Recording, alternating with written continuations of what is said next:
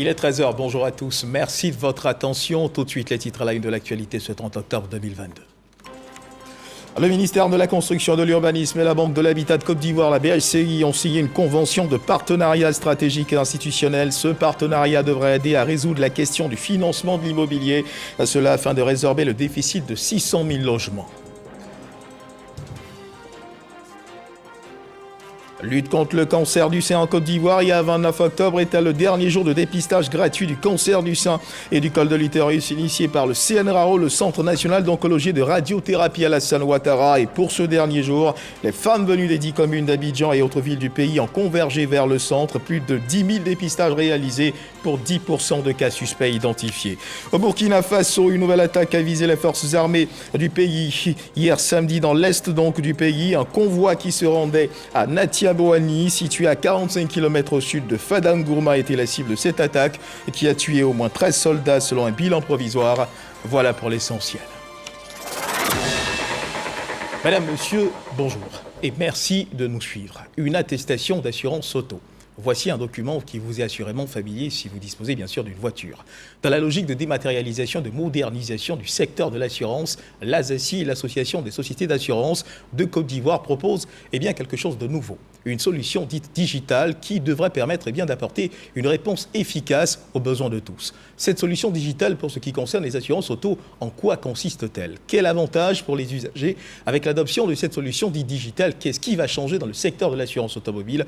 Pour en parler, nous recevons dans le cadre du Dimanche Magazine ce 13h, M. Mamadou Geka Koné, président donc de l'AJACI. Avec lui, donc, nous allons parler de la thématique évoquée un peu plus haut. Monsieur le président de l'AJACI, bonjour et bienvenue sur ce plateau. Bonjour, monsieur Guivet. Donc avec vous, nous parlerons de l'intérêt de cette solution digitale pour les attestations d'assurance auto que propose l'ASACI, et ce sera dans une demi-heure. Mais avant, l'instant entretien de ce journal. Sachez, mesdames et messieurs, que le ministère de la Construction, de l'Urbanisme et la Banque de l'Habitat de Côte d'Ivoire, la BHCI, ont signé une convention de partenariat stratégique et institutionnel. Nous le disions à l'instant, dans les titres. Ce partenariat devrait aider à résoudre la question du financement de l'immobilier, cela afin de résorber le déficit de 600 000 logements. Lanciné Bakayoko nous en parle. Cette convention de partenariat stratégique avec la Banque de l'Habitat en Côte d'Ivoire vise à donner un second souffle au programme présidentiel des logements sociaux et économiques. La BHCI s'inscrit pleinement dans cette vision de l'État qui est portée par le ministère de la Construction, du Logement et de l'Urbanisme et réaffirme son engagement à travailler de concert avec ce ministère pour mener à bien les objectifs communs. En signant ce partenariat, l'objectif du gouvernement est de faciliter l'accession des ménages à la propriété immobilière. Nous sommes vraiment dans une nouvelle dynamique et je sais pouvoir compter sur vous parce qu'encore une fois, vous serez central dans la mise en œuvre de cette politique. Je souhaite que vous en soyez conscients et que vous vous organisiez en interne pour accompagner efficacement ce projet qui ne peut plus être un échec, qui ne doit plus être retardé non plus. Et c'est un projet qui va aller en s'amplifiant. Dans son portefeuille courant, l'État dispose d'une réserve foncière de 2000 hectares, dont la moitié dans le district d'Abidjan. L'exploitation de cette réserve devrait contribuer à atténuer le déficit. La BHCI a enregistré une réforme en profondeur, notamment à travers sa recapitalisation. L'établissement devient ainsi le moteur de la politique de financement de l'habitat social en milieu urbain. Notons également que des journalistes ont été formés sur les questions de droits de l'homme, principalement sur le droit des médias, une formation articulée autour d'un thème portant sur la liberté d'expression et de réunion pacifique. À l'initiative de cette formation, le Conseil national des droits de l'homme et la Fondation Friedrich Naumann, Prunella Soumou, Patricia Mouetia nous en parle. L'objectif de cette rencontre est de faire le point avec les acteurs de la presse, des succès, mais aussi des défis, pour renforcer la sécurité et mettre fin à l'impunité et aux violations à l'encontre de la liberté de la presse. Donc, les journalistes qui sont les professionnels dans la production de l'information ont l'obligation d'en tenir compte.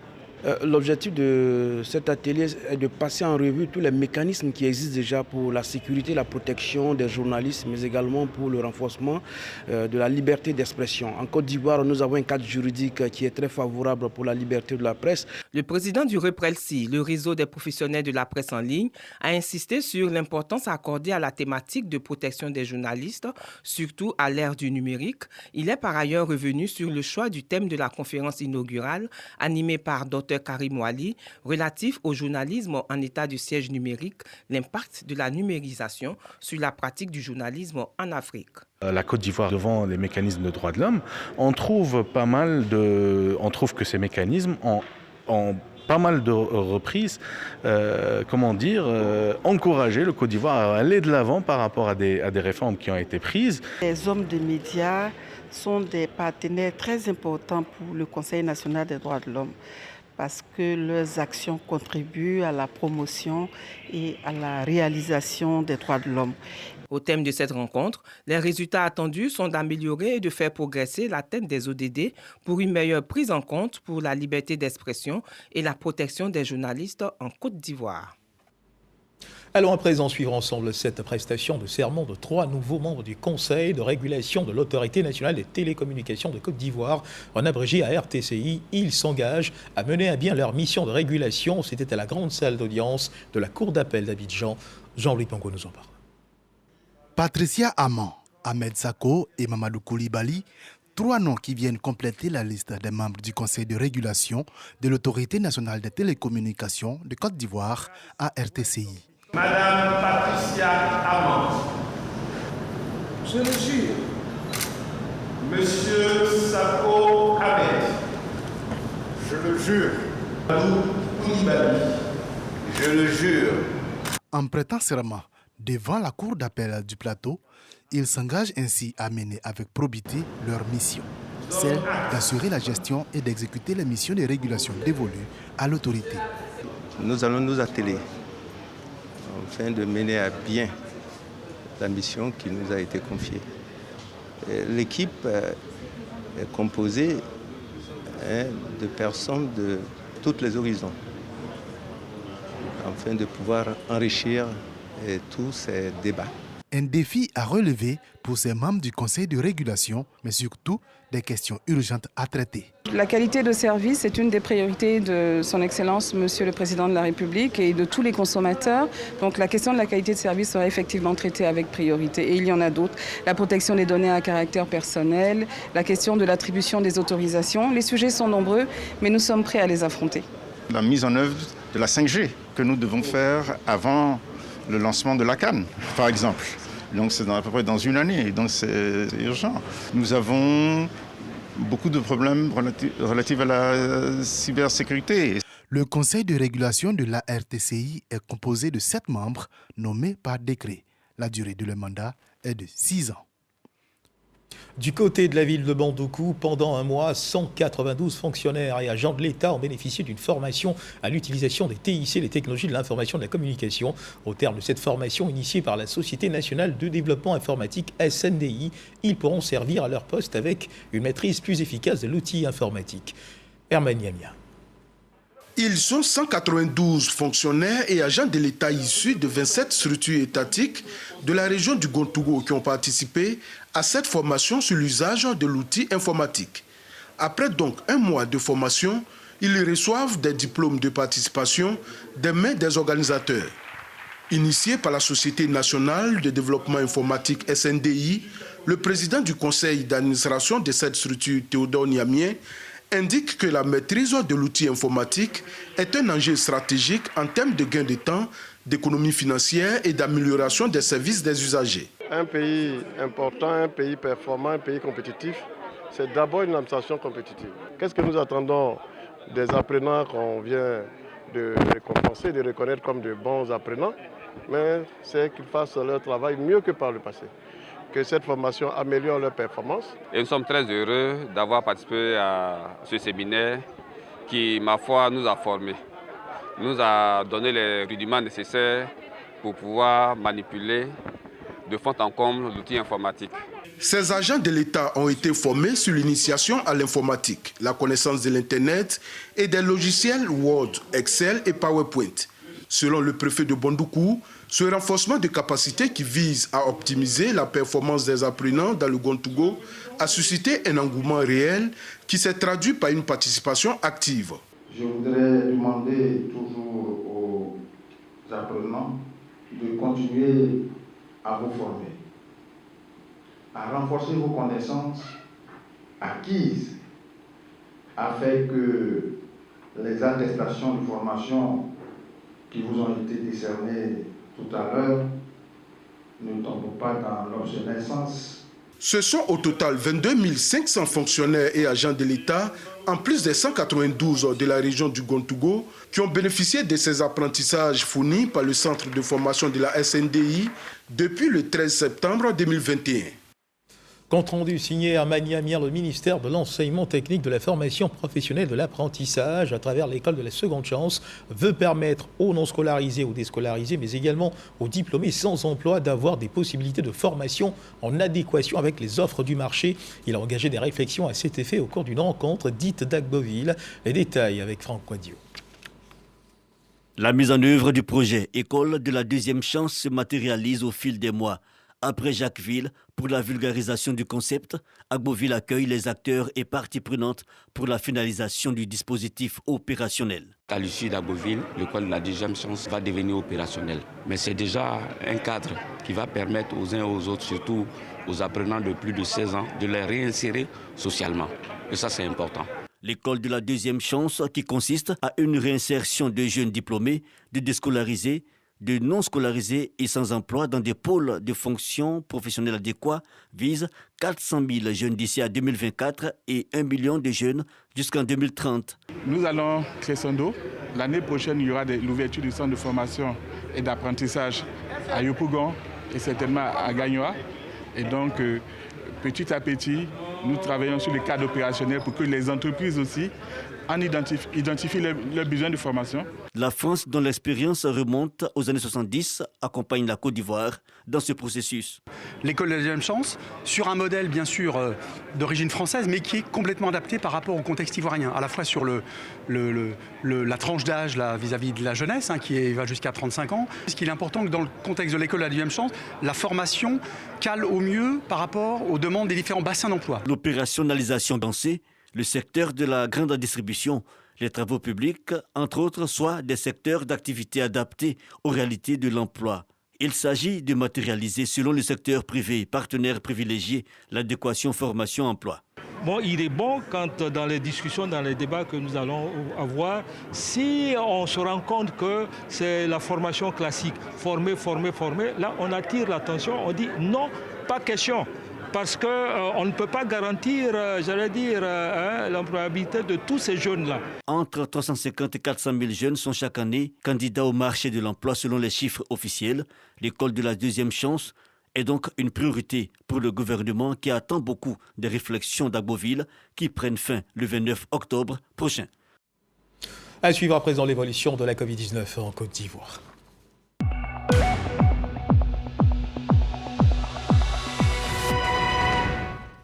Le ministère de la Santé, de l'Hygiène publique, de la couverture maladie universelle a enregistré hier samedi 29 octobre 2022 11 nouveaux cas de Covid-19 sur 561 échantillons à prélever, soit 2% de cas positifs, 9 guéris et 0 décès.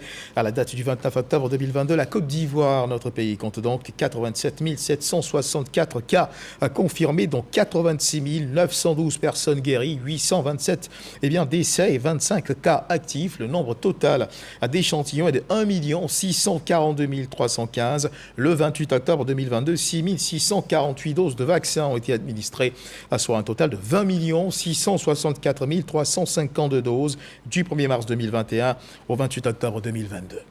On continue de parler de santé, de lutte contre le cancer du sein en Côte d'Ivoire. Hier, 29 octobre 2022, était le dernier jour de dépistage gratuit du cancer du sein du col de l'utérus, initié par le CNRAO, le Centre national d'oncologie de radiothérapie Alassane Ouattara. Et pour ce dernier jour, les femmes venues des 10 communes d'Abidjan et autres villes du pays ont convergé vers le centre il y avait foule. Plus de 10 000 dépistages réalisés pour 10% de cas suspects identifiés. Occasion pour le professeur Edith Didi Kouko, directrice de ce centre, de faire le bilan de cette campagne initiée à la faveur du mois d'Octobre Rose. Sephora Zegui. Centre national d'oncologie et de radiothérapie Alassane Ouattara CNRAO. Longue file d'attente dans la cour du centre. La cause, c'est le dernier jour de la gratuité du dépistage du cancer du sein et celui du col de l'utérus, lancé le 8 octobre dernier à l'occasion d'Octobre Rose, la campagne annuelle de dépistage du cancer dédiée aux femmes. Edith, cette trentenaire, après plusieurs heures d'attente, entend son nom et se faufile rapidement. C'est avec la peur au ventre qu'elle part affronter le médecin. Nous ne sommes pas autorisés à prendre part à cette séance. Nous patientons pendant 5 minutes et la voici de retour. Arrivée là-bas, la dame, elle m'a pas en même temps scruté. Elle a vu que vraiment j'étais stressée. On a commencé par la petite causerie et puis voilà, c'est passé comme ça. Comme elle, plusieurs autres femmes sont freinées par la peur. Bien qu'ayant des suspicions, cette ancienne athlète n'a toujours pas fait son dépistage. Aujourd'hui, elle décide de briser la glace. J'ai un nodule dans mes seins il y a longtemps. J'étais athlète de haut niveau et puis c'est ça qui m'a retardé un peu dans ma carrière. Aujourd'hui, j'ai pris mon courage à 2 mains et je suis venue me faire dépister. Octobre Rose prend fin et les femmes en ont profité. Pour elles, il est plus que nécessaire de se faire dépister avant que le pire ne se produise. Moi, j'ai des proches qui ont été déjà atteints par le cancer du sein. On a même perdu une maman dans ça et ça fait que je me suis dit c'est devenu alarmant. Donc pourquoi ne pas venir me faire dépister? On ne sait jamais. Le cancer du sein est le premier cancer chez la femme en Côte d'Ivoire et dans le monde. 3306 nouveaux cas et 1785 décès liés à ce tueur silencieux sont enregistrés chaque année selon l'OMS, l'Organisation mondiale de la santé. Aujourd'hui, quand on a fait le bilan à 3 ans, toutes les personnes qui ont été traitées pour cancer du sein depuis l'ouverture du centre jusqu'en mars 2022, on a eu 1179 personnes, dont 3 hommes. Tous les stades de découverte réunis, la possibilité que plusieurs soient en vie après 3 ans est de plus de 63%, alors que c'était bien moins les autres années avant le CNRAO. Mais quand on prend dans ce groupe-là, ceux qui sont venus tôt au découvre d'un dépistage, on monte à 81%. Pourtant détecté tôt, un cancer du sein se guérit dans la très grande majorité des cas. Reconnaissable par son ruban rose, Octobre Rose est l'occasion de rappeler aux femmes qu'il est toujours vital de se faire dépister régulièrement, soit par l'autopalpation ou consulter un spécialiste. Au CNRAO, le coût de la consultation est fixé à 8 000 francs CFA. Un reportage de Sephora Zegui, on continue de parler de santé et surtout de lutte contre la cataracte dans le nord du pays, à Korogo, sur initiative du ministre des Mines, du Pétrole et de l'Énergie, Mamadou Sangafoua Coulibaly. Une vaste campagne d'opérations chirurgicales de la cataracte a été réalisée. Environ 1000 malades opérés par une équipe de 17 ophtalmologues venus d'Abidjan. Le point de cette opération avec Ami Sissoko. Dans le cadre de la vaste campagne d'opérations chirurgicales de la cataracte, ce sont près de 1000 personnes du district des Savannes souffrant de cette maladie qui bénéficient d'une prise en charge chirurgicale au centre hospitalier régional de Korogo. Une action totalement gratuite avec le soutien du ministre des Mines, du Pétrole et de l'Énergie, Mamadou Sangafoua Coulibaly, et du ministère de la Santé, de l'Hygiène publique et de la couverture maladie universelle. Les premiers opérés se réjouissent. Mes yeux sont atteints de la cataracte. L'œil gauche a été opéré il y a un moment déjà. Aujourd'hui, ils ont opéré le 2e. Je les remercie du fond du cœur. C'est vraiment un soulagement pour moi. Ils ont fait l'opération, voilà, comme cela se doit. Ils m'ont bien reçu, donc je devais venir pour enlever le caoutchouc. C'est ce que nous venons de faire. La cataracte est la première cause de cécité sur le sol ivoirien selon les ophtalmologues. L'ensoleillement, le diabète et la prise de corticoïdes sont des facteurs prédisposants à cette maladie. Son opération n'est pas risquée et ne dure que quelques minutes. Le pays a mobilisé les chirurgiens les plus chevronnés qui à ce jour peuvent réaliser la chirurgie de la cataracte en moins de 10 minutes, ce qui permet par jour de pouvoir soulager plus de 100 patients. Et les malades sont également pris en charge en post-opératoire. Accompagné du corps préfectoral d'élus et cadres de Korogo, le ministre Mamadou Sangafoua Coulibaly s'est rendu au chevet des malades pour s'enquérir du bon déroulement de l'opération. J'ai moi-même assisté à une intervention. Et je dois vous dire que nos médecins n'ont rien à envier aux médecins des pays plus avancés que nous, pourvu qu'on les mette dans les conditions de travail et qu'on leur donne le matériel dont ils ont besoin. C'est en cela que je voudrais encore remercier mon collègue, le ministre de la Santé, Pierre Demba. La cataracte est à l'origine de 59% de sujets devenus aveugles et le nombre de cas nécessitant une chirurgie d'urgence s'élève à 460 000. La pathologie est classée selon l'OMS au rang des signes de pauvreté. Et prompt rétablissement à tous les malades. On change de registre cette fois pour parler de la cohésion nationale. Le ministère de la Réconciliation et de la Cohésion nationale a procédé à la signature d'une convention de partenariat avec le Centre pour le dialogue humanitaire. C'était en présence des préfets de région. Occasion pour le ministre Kouadio Konan-Bertin et le dialogue humanitaire de réaffirmer leur partenariat pour la promotion du dialogue intercommunautaire. Souleymane Denisongui et Abou Sanogo nous en parlent.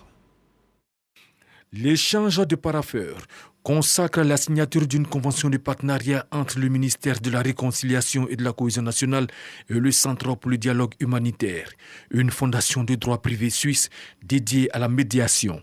C'est un partenariat qui est important pour le Centre pour le dialogue humanitaire et je me réjouis de la collaboration et du professionnalisme du ministère de la Réconciliation, en particulier du ministre. Il s'agit pour le Centre pour le dialogue humanitaire de soutenir les efforts du ministère de la Réconciliation pour prévenir et régler les conflits locaux dans les zones frontières de la Côte d'Ivoire qui sont vulnérables aux conflits qui se déroulent actuellement dans la région du Sahel. Les axes abordés consistent à mettre en œuvre des actions prioritaires pour le succès du dialogue intercommunautaire et d'identifier les principaux défis liés à la paix et à la cohésion nationale. HD a fait ses preuves ailleurs et on ne peut que se réjouir qu'il vienne appuyer les efforts du gouvernement en matière donc, de prévention de conflits, en matière de réconciliation et surtout de paix. Un grand pays, c'est aussi celui qui a de grands amis. La Côte d'Ivoire qui sort de crise peut compter donc sur des amis comme HD aujourd'hui. C'est un privilège, c'est une chance et on ne peut que leur dire merci. Le Centre pour le dialogue humanitaire est connu pour son engagement en faveur d'une paix durable en Afrique. Les signataires ont convenu d'accentuer son intervention en Côte d'Ivoire en renforçant les capacités de tous les acteurs à l'effet de réussir le dialogue intercommunautaire dans toutes les régions.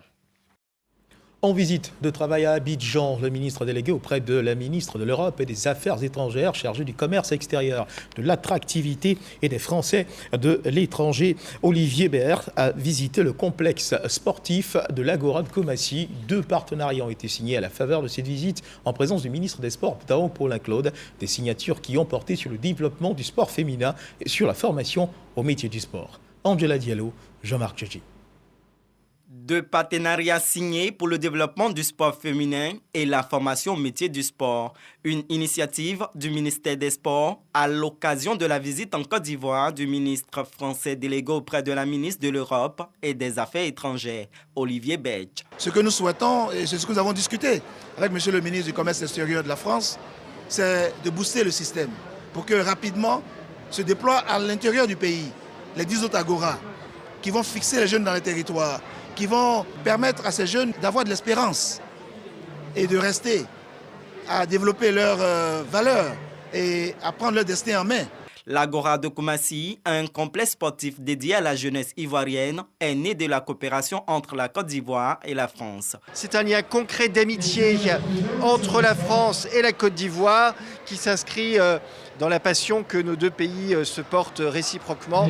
Ce sont par des réalisations concrètes pour les jeunes, pour la population, qu'on fait avancer notre lien d'amitié. Quand on voit 400 000 jeunes qui ont déjà fréquenté cette agora depuis l'année dernière. C'est un immense et c'est surtout un très beau succès. Afin d'inciter les femmes à la pratique d'activités physiques et sportives, la taekwondoïste Ruth Gbagbi a été nommée ambassadrice du sport féminin. L'agora de Koumassi a accueilli en 2021 plus de 380 000 visiteurs et 52 événements sportifs. Après l'agora de Koumassi, 10 autres agoras sont en construction pour un financement à hauteur de 14 milliards de francs CFA. Le reportage d'Angela Diallo commenté pour vous par Didier Nguessan. Religion répondant à l'invitation de l'église ambassade des miracles, des leaders religieux venus du Ghana, du Congo, du Gabon, de la République démocratique du Congo ont prié pour le renforcement de la paix. En Côte d'Ivoire, plus de détails avec notre reporter Éric Goré. Je me tiens au milieu de ceux qui sont assemblés en mon nom. Ainsi parle l'Éternel. Un verset biblique qui illustre bien cette rencontre spirituelle. Ces leaders religieux de la Côte d'Ivoire, de la République démocratique du Congo, du Gabon, du Ghana joignent leurs prières au profit de la Côte d'Ivoire. Ils souhaitent une paix durable. Une initiative de l'église ambassade des miracles, avec à sa tête son guide spirituel, le bishop Ouattara Idriss. J'ose croire que ces prières, n'est-ce pas, nous donnent déjà des résultats qui, dans leur manifestation, seront visibles dans les jours à venir. Nous avons été bénis par ce que transportent les évêques ici présents, l'évêque Mike Jordan et l'évêque Espérance Bakadi. C'est un peuple qui s'est réjoui d'écouter la parole de Dieu et de recevoir de Dieu abondamment. Les objectifs donc sont pleinement atteints. Et je note au contact de certaines personnes que j'ai pu approcher que l'Église est en train d'aller vers un changement poussé de mentalité dans le sens de la royauté qui prime et qui devrait primer dans le corps de Christ. C'est vrai. Le thème de ces rencontres de prière et d'enseignement est « Comprendre les saisons ». Plus d'1 millier de personnes y ont pris part. Toujours en religion, les fidèles chrétiens de l'église Pentecôte internationale de Côte d'Ivoire du village de Kouassi-Serranou dans la sous-préfecture d'Essuiefry sont dans le désarroi. Leur église, leur lieu de culte, a été ravagé par les flammes. C'était le samedi dernier. Sur l'origine de l'incendie, les responsables de l'église souhaitent qu'une enquête soit diligentée afin d'en savoir plus. Ils appellent les fidèles à garder leur calme. Herman Yamia. Voici ce qui reste du temple de l'église de Pentecôte internationale de Côte d'Ivoire de Kouassi-Serranou, village de la sous-préfecture d'Essuiefry, après un incendie. Au petit matin du samedi 15 octobre dernier, les fidèles chrétiens de cette église se sont réveillés avec cette mauvaise nouvelle. Le samedi 15, aux environs de 23h30, c'est là que des individus sont venus incendier le temple de Kouassi-Serranou. C'est un moment vraiment très difficile. Mais comme nous sommes des serviteurs de Dieu, nous savons avec foi que toute église qui vit dans la vérité doit passer par la persécution. Rien n'a pu être sauvé après le passage de cet incendie. Environ quelque chose de 250 chaises, des instruments de musique, le pressoir, table, quelques corbeilles et plusieurs objets. Les fidèles, bien que dans le désarroi, s'en remettent à Dieu, qui selon eux reste le meilleur justicier. Les responsables de l'Église qui souhaitent qu'une enquête soit diligentée afin d'identifier les auteurs de cet acte exhortent les fidèles et les bonnes volontés à faire parler leur cœur afin de reconstruire l'édifice. Dans l'actualité internationale, au Burkina Faso, une nouvelle attaque a visé les forces armées du Burkina Faso hier samedi 29 octobre dans l'est du pays. Un convoi qui se rendait à Natiaboani, situé à 45 km au sud de Fadangourma, était la cible de cette attaque qui a tué au moins 13 soldats selon un bilan provisoire. Et selon une source sur place, des civils et des volontaires pour la défense du pays, des supplétifs civils, faisaient partie du convoi. Toujours dans l'actualité internationale, Kinshasa, qui accuse Kigali de soutenir la rébellion du M23, a décidé d'expulser l'ambassadeur du Rwanda en République démocratique du Congo. C'est ce qu'a annoncé hier samedi dans la soirée le porte-parole du gouvernement congolais et ministre de la Communication et des Médias, Patrick Mouyaya. Vincent Karega, l'ambassadeur du Rwanda en République démocratique du Congo, a 48 heures pour quitter la RDC. Les autorités congolaises disent avoir des rapports émanant notamment des drones qui démontreraient l'arrivée massive des troupes rwandaises sur le sol congolais.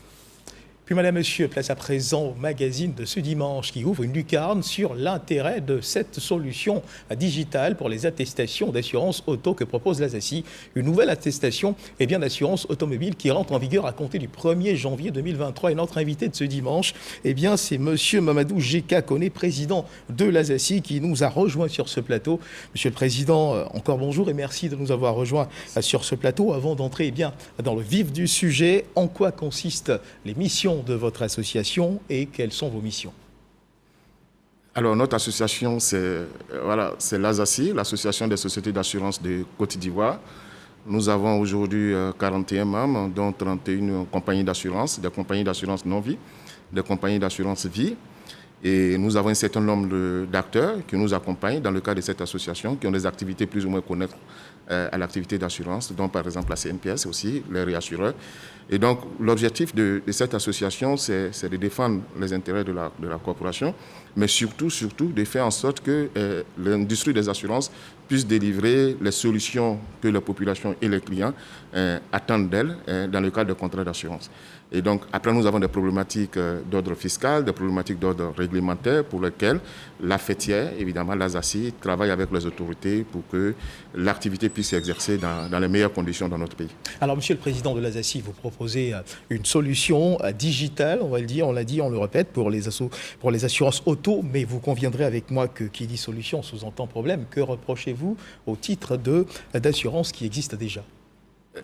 Alors, d'abord, il faut savoir que quand on parle du secteur des assurances, ce qui vient à l'esprit, c'est d'abord les sinistres. On a tendance à croire que le secteur des assurances commence avec la prime d'assurance parce qu'il faut bien payer pour être assuré. Mais le point de départ de l'assurance, c'est d'abord les sinistres. Comment faire en sorte que nous puissions prendre en charge de la façon la plus rapide possible les sinistres. Vous voyez, ces derniers temps, avec les accidents de la circulation que nous avons sur nos routes, vous avez des victimes qui sont transportées dans les hôpitaux, qui attendent dans les urgences, qui attendent que les assureurs soient identifiés. Alors le secteur des assurances a dit, écoutez, l'assurance automobile aujourd'hui est une assurance qui, si vous voulez, qui prend en compte l'ensemble de la population, en ce sens que qu'on ait un véhicule ou bien qu'on n'ait pas de véhicule, qu'on ait pris place dans un véhicule de transport, on est amené d'une manière ou d'une autre à être confronté au secteur des assurances. On peut avoir un sinistre parce qu'on est piéton, on peut avoir un sinistre parce qu'on est transporté dans un véhicule de transport public de voyageurs. Alors, comment faire en sorte que ce dispositif-là, qui consiste à prendre en charge les sinistres, soit le plus rapide possible? On a constaté dans le processus de règlement des sinistres, en tout cas de la démarche, c'est que nous avons certaines pesanteurs administratives qui alourdissent la prise en charge des sinistres. C'est la vérification des attestations papier aujourd'hui, la vérification des attestations automobiles, dont, à l'étude, nous avons constaté qu'une bonne partie de ces attestations étaient des attestations frauduleuses. Donc, il fallait réformer ce système, faire en sorte que l'attestation papier devienne désormais une attestation digitale, pour faciliter, et là c'est important, pour faciliter l'identification des assureurs dont les véhicules sont impliqués dans les accidents et permettre la prise en charge rapide des victimes d'accidents dans les services d'urgence dans nos hôpitaux. Alors, Monsieur le Président, parlons de prise en charge rapide, sans vouloir vous faire un quelconque procès. Savez-vous qu'ils sont nombreux, ces usagers, à reprocher aux maisons d'assurance de ne pas toujours jouer franc jeu quand il s'agit, bien sûr, de procéder au dédommagement de leurs clients?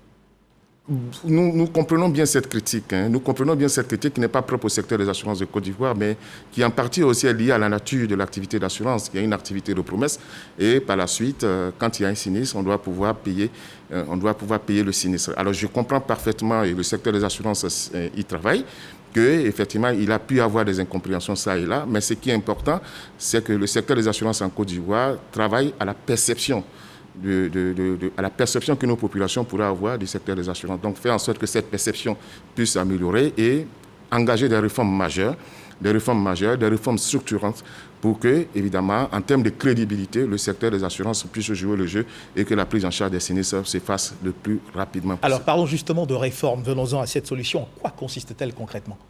Alors, comme je l'ai dit, le point de départ, c'est le sinistre. Comment faire en sorte que le sinistre automobile puisse être réglé le plus rapidement possible. Alors aujourd'hui, on a constaté dans les étapes d'instruction du dossier sinistre, vous avez des mécanismes bureaucratiques qui consistent à vérifier si les attestations papier sont des attestations authentiques, si les assureurs qui sont derrière, ce sont bien ces assureurs-là qui ont délivré ces attestations.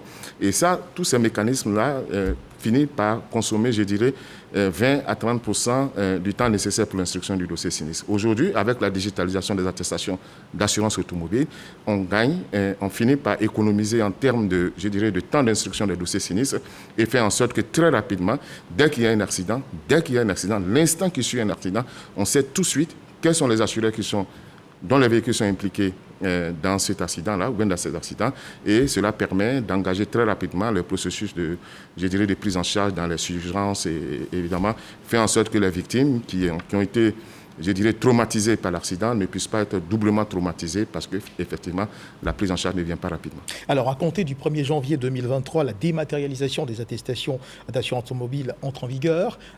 C'est bien cela, n'est-ce pas? Oui, bien sûr. Alors, je vous invite à suivre cet élément réalisé par notre reporter Jean-Louis Bango qui devrait davantage nous renseigner sur ce changement.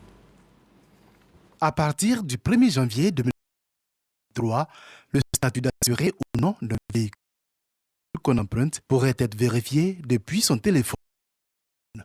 Telle est la résultante du processus de digitalisation des produits d'assurance lancé par la Direction générale du Trésor et l'Association des sociétés d'assurance de Côte d'Ivoire, ASACI. Réalisé et mis en œuvre par un consortium de sociétés privées, ce projet permettra de réduire la fraude dans le secteur de l'assurance auto. La e-attestation, comme elle se fera appeler, vient surtout répondre à des besoins impérieux comme la rapidité. Après avoir réglé votre prime d'assurance dans la compagnie de votre choix, la e-attestation est automatiquement reçue par mail et sur votre téléphone via l'application WhatsApp. Elle garantit également la traçabilité car l'émission de cette e-assurance donne l'accès aux propriétaires du véhicule, mais aussi à d'autres acteurs de procéder à la vérification de son authenticité. Comme gage de fiabilité, la plateforme sera connectée au système d'information des différents partenaires clés du monde des transports. Au surplus, ce nouvel outil permettra d'accélérer le processus de déclaration de l'accident de la route, la prise en charge et l'indemnisation des victimes de la route. Alors, Monsieur le Président de l'ASACI, est-ce que vous confirmez l'essentiel des informations contenues dans cet élément réalisé par notre reporter Jean-Louis Bango? Oui, nous confirmons bien. Je pense que le sujet est bien campé à travers ce reportage. Alors, dites-nous, est-ce qu'on doit s'attendre à d'autres types de changements à compter de cette date, concernant bien sûr l'usage de cette attestation mobile? Alors, il faudrait savoir que ce changement, cette nouvelle plateforme et cette pratique de la digitalisation avec l'assurance automobile va aussi changer la façon de travailler de nos partenaires. Va aussi changer la façon de contrôler l'obligation d'assurance automobile. Comme vous le savez, c'est une obligation. Et donc, nos partenaires de la police et de la gendarmerie ont été associés à la conception de cette plateforme. Nous avons pris en compte les inputs. Nous avons pris en compte la façon dont ils souhaiteraient contrôler l'obligation d'assurance automobile dans le cadre de cette nouvelle plateforme. Et donc, du coup, c'est tout un ensemble de changements qui va être introduit dans l'écosystème, à savoir dans le processus d'instruction des dossiers sinistres, comme on l'a dit, mais aussi dans le processus de vérification. L'autre élément important, c'est que tout usager pourra désormais vérifier si un véhicule est assuré ou pas à travers un code USSD spécial que nous mettons à la disposition des populations qui pourront vérifier à partir de la plaque d'immatriculation si un véhicule est assuré ou pas. Et c'est des choses qui pourront se vérifier dans les gares, vérifier est-ce que, effectivement, quand je prends un véhicule de transport public, est-ce qu'il est véritablement assuré ou pas. Ça, c'est une façon de démocratiser aussi, à la fois l'assurance, mais aussi surtout s'assurer que les véhicules dans lesquels nous prenons place sont des véhicules bien assurés et qu'en cas d'accident, nous serons bien pris en charge. Et donc, à partir de cette date, ce sera une obligation pour tous les usagers de recourir à ce type d'assurance? L'obligation déjà existe. L'obligation existe depuis différentes lois ivoiriennes qui ont été reprises par le Code CIMA. L'obligation existe. La question, nous sommes dans la phase de la mise en œuvre? L'obligation existe. Nous sommes, si vous voulez, en ce qui concerne l'assurance elle-même, l'assurance automobile, elle est obligatoire. La question, c'est que, avec l'attestation papier, nous avons constaté que 30 à 40% des véhicules qui étaient en circulation n'étaient pas assurés pour diverses raisons. Parce qu'il y avait de fausses vraies attestations, il y avait des véhicules qui n'étaient pas assurés et qui l'assumaient, et tout ça. Il était difficile de le vérifier avec les attestations papier. Maintenant, avec l'attestation digitale, il est possible de le faire.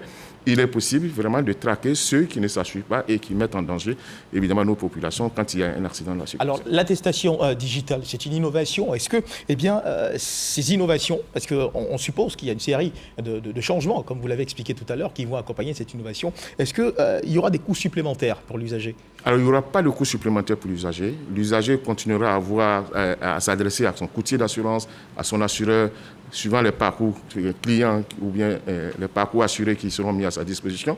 Ce qui va changer, c'est qu'en lieu et place de recevoir une attestation papier couleur jaune qui était censée être authentique, l'usager aura désormais une attestation digitale qui pourra imprimer s'il le souhaite il aura désormais la possibilité de stocker cette attestation digitale sur son portable, ou de faire une version imprimée. Justement, parce que j'allais tout de suite vous demander, mais c'est une solution que vous proposez. Cela suppose qu'il faut avoir au moins un téléphone Android, alors que tout le monde n'a pas les moyens de s'en acheter un. Est-ce que vous avez pensé à ce cas de figure? Voilà, il faut avoir un téléphone Android. Bien sûr, si on l'a, c'est bien, mais ce n'est pas nécessaire.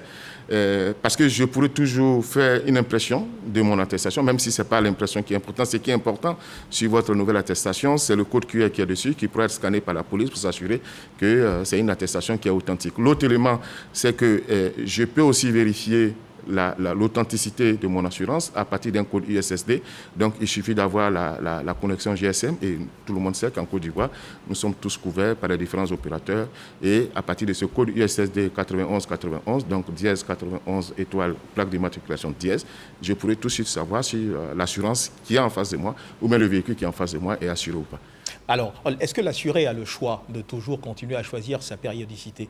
Oui, l'assureur a le choix de continuer à choisir sa périodicité. Suivez une assurance d'un mois parce qu'il a rencontré un assureur. On ne lui imposera pas de... Non, il y a des assureurs qui ne font pas de périodicité au-delà, je dirais, moins du semestre. Évidemment, ces assureurs-là verront s'ils continuent dans leur process. Il y a des assureurs qui continuent de donner des assurances un mois. Ces assureurs-là verront s'ils continuent de donner. Là, à ce niveau-là, rien ne change. L'attestation digitale ne change en rien au process actuel. L'attestation digitale ne change en rien au coût de la police d'assurance. Ce qui change, c'est à la fin de l'opération, en lieu et place d'une attestation jaune, j'ai désormais une attestation digitale que je pourrais imprimer en version imprimable, que je pourrais stocker sur mon portable, que je pourrais stocker sous diverses formes que je souhaite. Alors on le sait, les vieilles habitudes ont la peau dure, c'est un changement, c'est une innovation, quoi qu'on en dise, c'est une innovation. Est-ce que vous avez tenté, quel est le genre d'approche, le type d'approche que vous avez tenté auprès justement des usagers afin que ceux-ci puissent épouser cette idée sans vraiment de difficultés? Alors pour nous, l'approche, si vous voulez, l'approche de la conduite du changement. Et surtout médiatique? Oui, médiatique, pour nous, c'est une approche nationale. Déjà, on remercie votre média de nous aider en cela et je pense que cette émission participe de cela. L'idée pour nous, c'est de dire c'est un changement qui ne concerne pas que les clients des compagnies d'assurance, c'est un changement qui ne concerne pas que les propriétaires de véhicules, c'est un changement qui concerne les populations dans leur ensemble. Pourquoi? Parce que tout ce temps que nous sommes, nous pourrions être amenés à être victimes d'un accident de la circulation, soit en tant que piéton, soit en tant que passager. Donc, nous serons amenés à être confrontés au secteur des assurances, notamment en ce qui concerne l'assurance automobile. Donc, de ce point de vue, une réforme de cette envergure, d'un point de vue changement, devrait avoir une communication, je dirais, qui embrasse l'ensemble de la population. C'est d'ailleurs pour ça que nous avons nos affiches, nous avons engagé la campagne depuis bientôt 2 semaines pour quelque chose qui est censé être totalement en vigueur au 1er janvier 2023. Et nous allons continuer à sensibiliser nos populations, à sensibiliser dans les gares routières, à sensibiliser dans les garages, dans partout où on parle de véhicules, mais aussi partout où on pourrait être amené à prendre du transport public de voyageurs. Alors, Monsieur le Président, nous sommes pratiquement au terme de cet entretien. Y aurait-il un aspect rapidement sur lequel vous aimeriez revenir, juste avant de conclure?